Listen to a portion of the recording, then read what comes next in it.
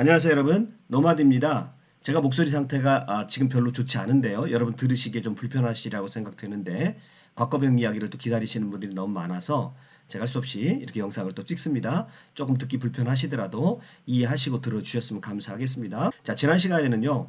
한 무제가 대흉노 전쟁을 벌이는데 위청이란 사람이 등장했다고 말씀을 드렸죠. 위청이 기대하지 않았는데 승리를 거두게 됐고 위청의 승리에서부터 한나라가 이제 흉노와 전쟁에서 이길 수 있다라고 하는 자신감을 얻게 되었고요. 이 이후에 한동안 위청의 전성기가 전개가 되죠. 그래서 그는 참으로 놀라운 공적을 세우게 됩니다. 그런데 다섯 번째 출정하는 대흉노 전쟁 때 그가 뜻밖의 어려움을 겪는데 그때 혜성처럼 등장한 사람이 곽거병이었습니다.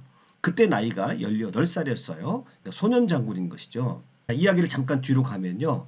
평양공주 즉 한무제의 누이인 평양공주 집에 노비 딸이었던 위자부가 이 이제 한무제에게 발탁이 되어서 후궁으로 들어가면서 위청도 인생 역전을 하게 됩니다. 그때부터 위청도 그의 인생에 빛이 비춰지게 되죠. 그러면서 이제 위청이 성공을 하게 되고요. 이 대장군 위청의 성공을 옆에서 보고 있었던 사람이 있었는데 그게 바로 대장군 위청의 누나의 아들, 조카죠. 위청의 조카 곽거병이었습니다. 18세 때 벌써 무제의 시중이 되었다고 합니다. 그럼 무제의 시중이라고 하는 것은 왕의 대소사를 관장하는, 직접적으로 관장하는 비서실장쯤으로 보시면 될 것 같습니다. 그래서 왕에게 굉장히 신임을 받았고요. 자, 일찍이 포요 교위에 임명이 되어서 무제가 추천해서 전장에 뛰어들게 됩니다. 전형적인 금수저라고 할 수 있겠습니다. 삼촌이 당대의 최고의 장군 위청 대장군입니다. 이모가 황후예요. 거기다가 한 무제의 사랑까지 받았으니까 거칠 것이 없는 그야말로 천하를 호령할 만한 자신감으로 가득 차 있었던 사람이 바로 곽거병이라고 할 수 있겠습니다. 자, 그럼 본격적으로 그의 전공을 살펴보겠는데요. 말씀드렸던 대로 위청이 대흉노 전쟁에 나가서 뜻밖의 전공을 거두게 되고요. 그 당대 최고의 장군이 되었죠. 그래서 1차, 2차, 3차, 4차까지 나갈 때 모두 훌륭한 전공을 세웠고요. 탁월한 전과를 올렸습니다. 그런데 그가 나갔던 5차 전쟁 때 뜻밖의 그는 어려움을 겪게 됩니다. 처음에는요, 이 내몽골 지역이요. 여기가 이제 황하잖아요. 그래서 이쪽을 내몽골이라고 그러는데 이 내몽골 지역 전역을 휩쓸고 다니면서요. 1만 명을 죽이거나 포로로 잡았습니다. 그런데 뜻밖의 여기서 선우와 맞닥뜨리게 됩니다. 흉노 왕과 맞닥뜨리면서 전황이 불리해졌어요. 그래서 이때 흉노 항자, 흉노에게 상복했던 조신이라는 사람이 다시 흉노에게 투항을 하게 되고요. 우장군 소곤이 군사를 모두 잃고 단신으로 도망쳐 나오는 등 전황이 불리하게 돌아가기 시작을 했습니다. 이때 혜성과도 같이 등장했던 사람이 바로 곽거병입니다. 곽거병은요, 날쌔고 용감한 병사 800명과 함께 그 정예부대 800명과 함께요. 본대에서 수백리 떨어진 싸움터로 달려갑니다. 그리고요, 매우 많은 수의 적의 머리를 베거나 사로잡습니다. 놀라운 전과입니다. 왜냐하면 유목민인 흉노족과 싸우면서 그들의 본대에 직접적으로 뛰어들어가서 그들을 휘집어 놓을 수 있다라고 하는 것은 당시에 상상할 수 없는 그런 전투 유형이었습니다. 한나라 군사들은 조직적으로 전쟁을 해야만 그나마 흉노에게 맞서 싸워서 이길 수 있는 길이 벌어지는 것이고요. 그런 식의 전투를 잘했던 사람이 바로 위청이었거든요. 그런데 이 5차 흉노 전쟁 때 곽거병이 갑자기 말을 타고 800명의 정예부대와 함께 적진을 휩쓸고 다니면서 전과를 보이게 되는 것입니다. 이때부터 곽거병의 이름이 흉노족에게도 무서운 이름으로 퍼지게 되고요. 한나라에서 갑작스러운 흉노전쟁의 스타가 탄생을 한 것이죠.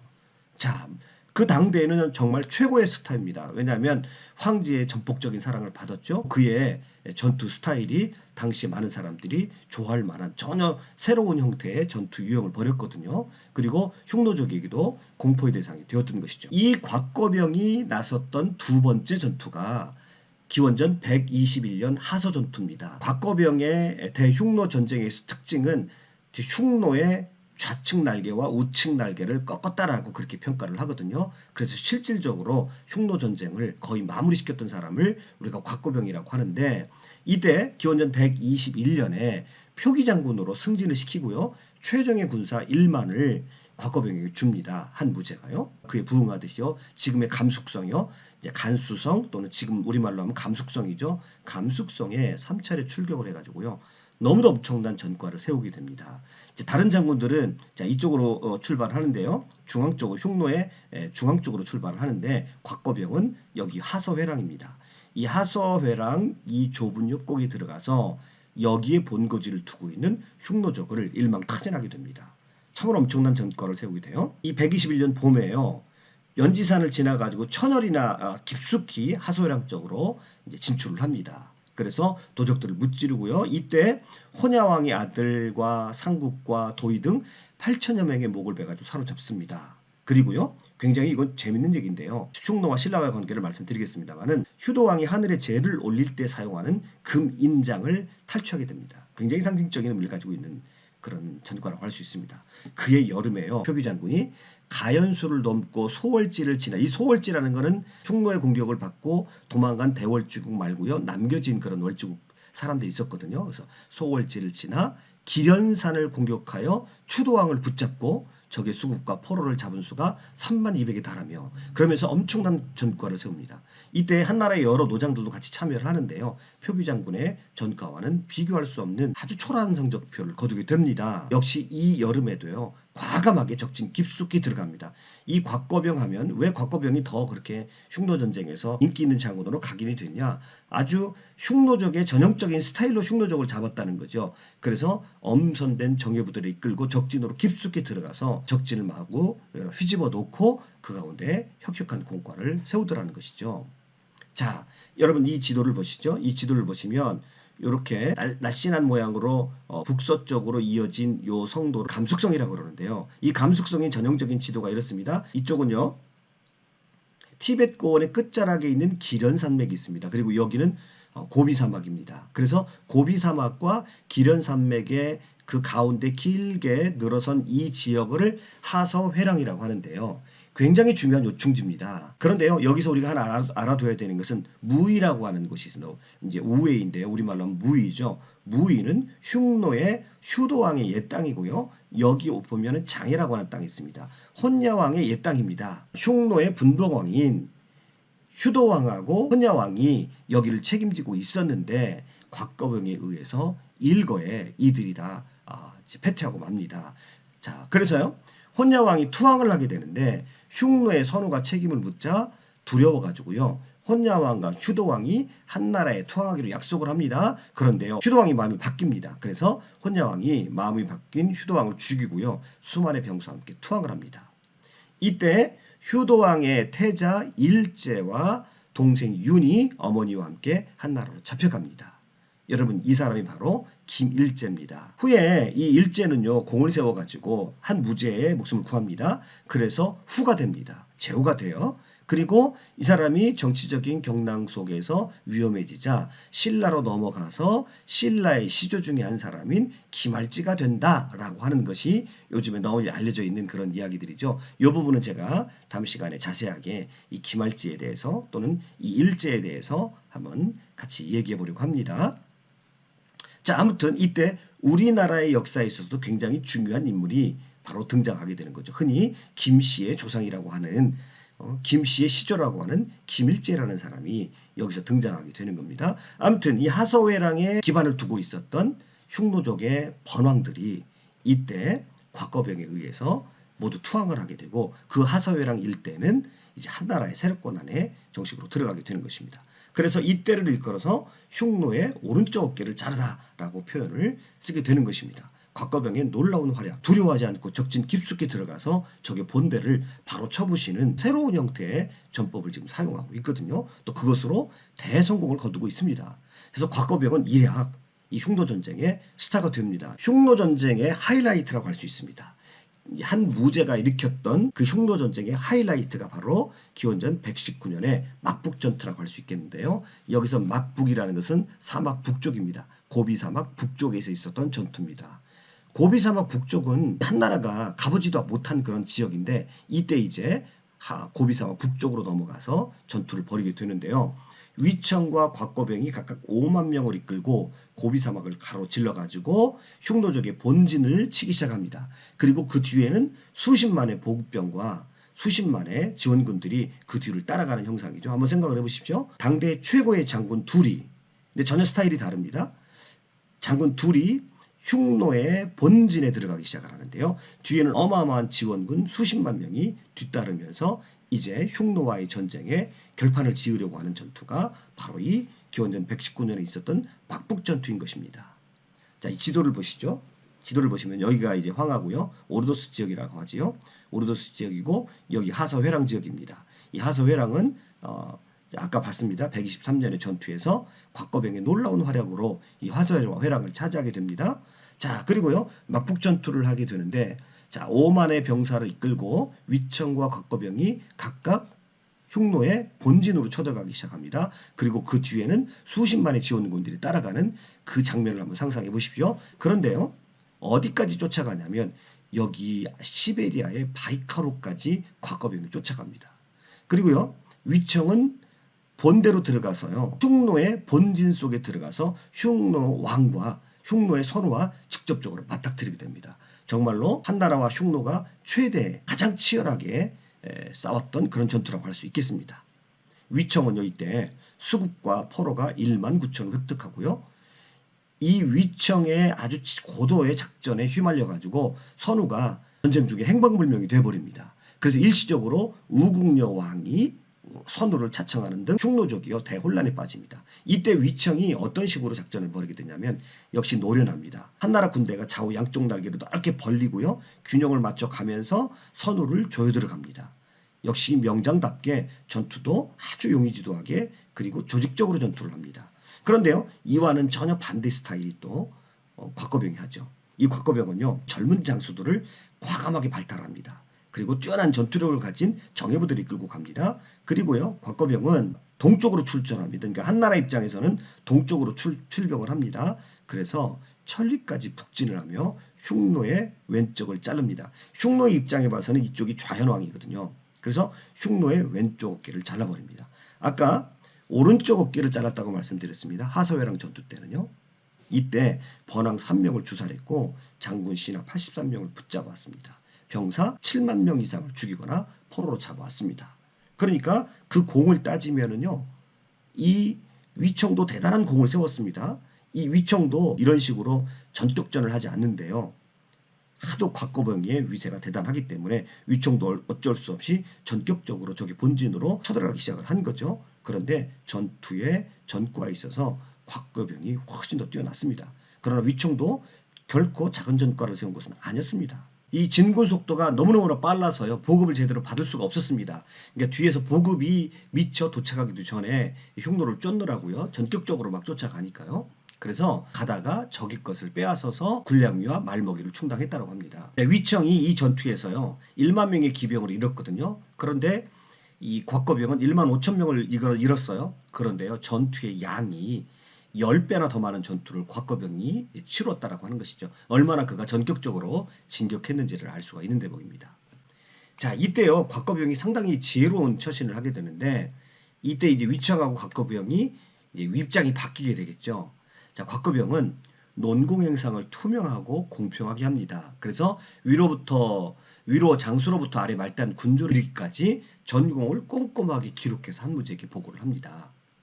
자, 덕분에요. 휘하 장수들과 병사들이 대부분 승진하거나 포상을 받았죠. 이에 비해서 대조적으로 위청은 이런 부분이 좀 약점이 있었던 것 같아요. 전투는 잘했을지 모르겠지만 이 논공행상에 있어서 근거를 많이 대지 못했다고 합니다. 그래서 둘이 같이 전투를 벌이고도 실제로 곽거병의 부하들과 장군들이 상을 독점하는 것을 볼 수가 있었는데요. 곽거병은 전쟁터에서 상황에 맞춰서 이 임금변이 굉장히 느겠습니다. 나중에는 이제 상승장군이라는 칭호를 받아요. 이 상승장군이라는 게 뭐냐면 나가면 이긴다 이런 뜻이죠. 항상 이긴다는 뜻입니다. 실제로 곽거병은요. 임금변의 달인입니다. 전장을 싹 분석을 하고요. 전술을 시의적절하게 바꿔가면서 전투를 하게 됩니다. 그러니까 병사들은 곽거병의 지휘를 믿고 현장에서 항상 승리할 수 있다. 곽거병을 따르면 항상 승리할 수 있다라고 하는 믿음으로 충만했다고 합니다. 그가 얼마나 임경변에 능한 사람이라고 하는 그것을 알게 해주는 예가 하나 있는데요. 무제가 그에게 이제 손자병법하고 오자병법을 가르치려고 했다고 합니다. 그랬더니 이 곽거병이 이렇게 얘기하더랍니다. 어떤 방법, 책략을 쓸 것인가를 잘 생각하면 되기 때문에 특별히 옛 방법 따위를 배울 것까지는 없습니다. 라고 그렇게 얘기하더라는 겁니다. 실제로 이 사람은 현장에서 대단한 창조적인 임기응변의 능력을 가지고 있었습니다. 자, 이와 같은 막북 전투의 결과로서요. 이제 기원전 115년에 하서사군이 설치되고요. 이 이광리의 이제 서역 정벌로 이어지는 서역 루트가 확복되어지고요. 그 다음에 흉노는 북쪽으로 완전히 밀려나게 됩니다. 흉노들의 민요 가운데 이런 노래가 있었다 합니다. 우리가 기련산을 잃어 가축을 먹일 수도 없고 우리가 연지산을 잃어 여인들의 얼굴을 물들일 수도 없다라고 그런 민요가 퍼질 정도로 흉노는 대단한 타격을 받아버립니다. 실제로요, 이 연지 곤지할 때 이 연지산에서 나오는 여인들을 화장하는 그런 안료가 있었던 것 같습니다. 연지 곤지의 유래가 바로 이 연지산에서 비롯되는 겁니다. 자, 이 전쟁의 결과로요. 이 전투가 끝난 다음에 위청과 곽거병은 모두가 대사마가 됩니다. 이제 동등해집니다. 그렇지만 실질적으로는 곽거병이 더 이력 스타가 돼버린 겁니다. 그래서요, 대장군 위청의 권위는 날로 쇠퇴하고 표기장군 곽거병은 날로 더욱더 존귀해졌다고 합니다. 대장군의 옛 친구들과 문화 사람들 가운데 대장군을 떠나가지고 표기장군을 섬기다가 벼슬과 자기를 얻은 자가 많았다고 합니다. 아까 말씀드렸던 대로 젊은 곽거병이 의외로 자기 밑에 있는 장수들을 오히려 위청보다 더 잘 챙겨주는 그런 스타일이었다는 것을 말씀을 드렸었죠. 자, 이 곽거병에 대해서 어떤 평가를 내릴 수 있느냐? 사마천의 이야기를 추적을 해보면요. 본래 말수가 적고 비밀을 지키며 의기당당하여 스스로 나아가 일에 임했다. 아주 적극적인 스타일이다. 자, 이런 말이죠. 그 다음에 무제가 그에게 저택을 지어주려고 하자요. 자, 흉노를 아직 멸하지 않았습니다. 저택 따위는 필요 없습니다. 18살 혈기 넘치는 청년 장수의 자신감과 헌신의 마음을 볼 수가 있지요. 그런데요, 이 곽거병에게는 단점이 하나 있었다고 합니다. 이 사람은 말씀드렸던 대로 어렸을 때부터 금수저 출신입니다. 황제의 절대적인 신뢰를 가지고 있었고요. 그리고 그의 가문은 당대의 최고의 명문가였고요. 또 대장군의 조카였고요. 당대의 황후가 이모였습니다. 그러니까요, 금수저로 자라다 보니까 남의 형편을 살피는 데 있어서 조금 부족함이 있었던 것 같습니다. 자, 이렇게 표현을 하고 있습니다. 사마천이. 그는 젊은 나이에 천자의 시중이 되고 존귀해졌기 때문에 사병들에게 관심이 없었다.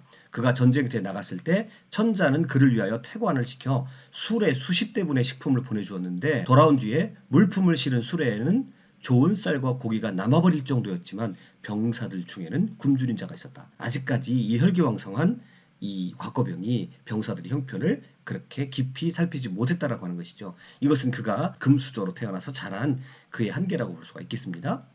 그가 요새 밖에 있을 때 병사들은 식량이 모자라 어떤 병사는 기력이 저한 나머지 스스로 일어설 수 없을 지경에 이르렀지만 표기장군은 오히려 땅에 줄을 그어 구역을 정해놓고 공차기를 즐겼다. 그에게는 이와 비슷한 일이 많았다라고 사마천은 말하고 있습니다. 그에 비해서 대장군 위청은 사람 때문에 어질고 선량하며 겸손하고 양보심이 있고 부드러워서 천자의 환심을 샀지만 세상에서는 그를 칭찬하는 사람이 없었다라고 말합니다. 그러니까 세상 사람들이 보기에는 지나치게 아부하는 사람으로 비춰졌던 것이죠. 아무튼 위청과 곽거병을 같이 세워놓고 보면 사실은 이 곽거병이 그렇게 용맹스러운 전과를 올릴 수 있었던 것은 첫째, 한무제의 전폭적인 지지가 있었고요.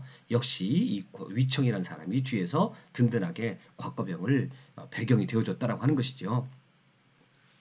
기원전 117년 곽거병이 24세의 나이로 갑작스럽게 죽습니다. 아마 풍토병에 걸려서 북쪽으로 가서 북쪽 흉터병에 걸려서 죽었을 것이다. 그렇게 추정을 해요. 그래서 한무제가 너무나도 안타까워 가지고요. 곽거병이 가서 공격을 했던 그 기련산을 본뜬 분묘를 만들었다고 합니다.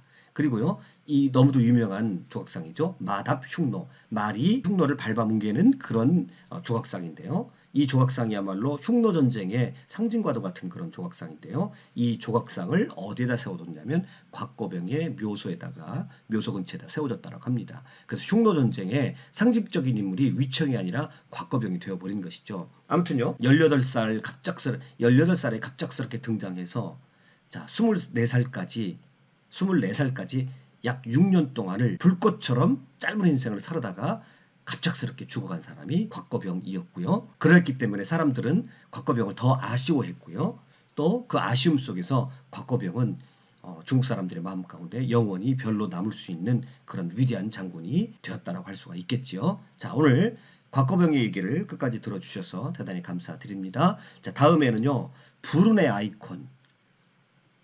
정말 하는 일마다 안 되는 사람, 하는 일마다 좌절덩어리.